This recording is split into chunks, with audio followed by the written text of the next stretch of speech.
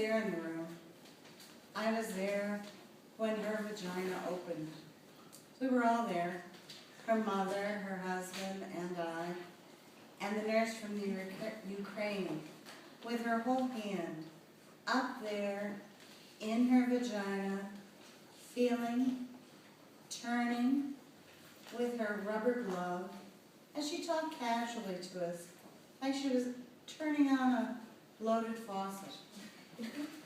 I was there in the room when her contractions made her crawl on all fours, made unfamiliar moans leak out of her pores, and still there, long after hours, when she just screamed suddenly and wild, her arms striking the electric air.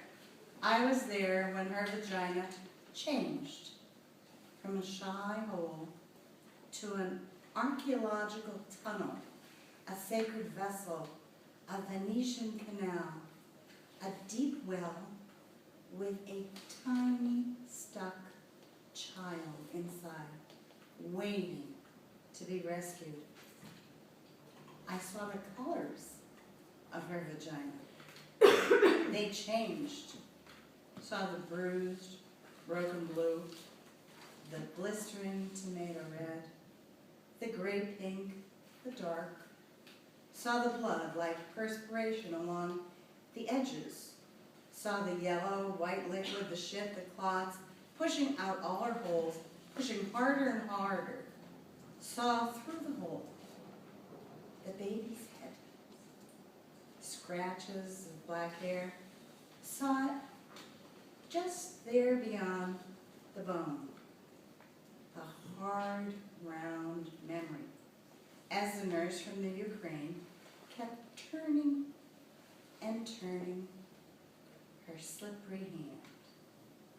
I was there when each of us, her mother and I, held a leg and spread her wide, pushing with all our strength against her pushing, and her husband sternly counting, 1, 2, 3, telling her, focus, harder. We looked into her then. We couldn't get our eyes out of that place. We forget the vagina, all of us. What else would explain our lack of awe, our lack of reverence?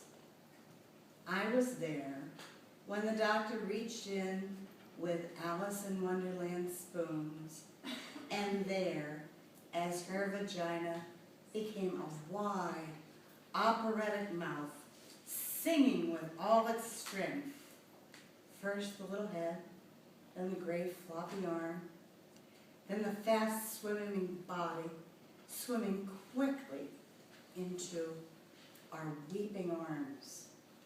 I was there later, when I just turned and faced her vagina. I stood and let myself see her spread, completely exposed, mutilated, swollen, torn, bleeding all over the doctor's hands, who was calmly sewing her there. I stood, and her vagina suddenly became a wide, red, pulsing heart. The heart is capable of sacrifice. So is the vagina.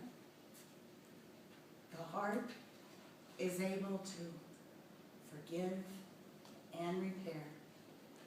It can change its shape to let us in.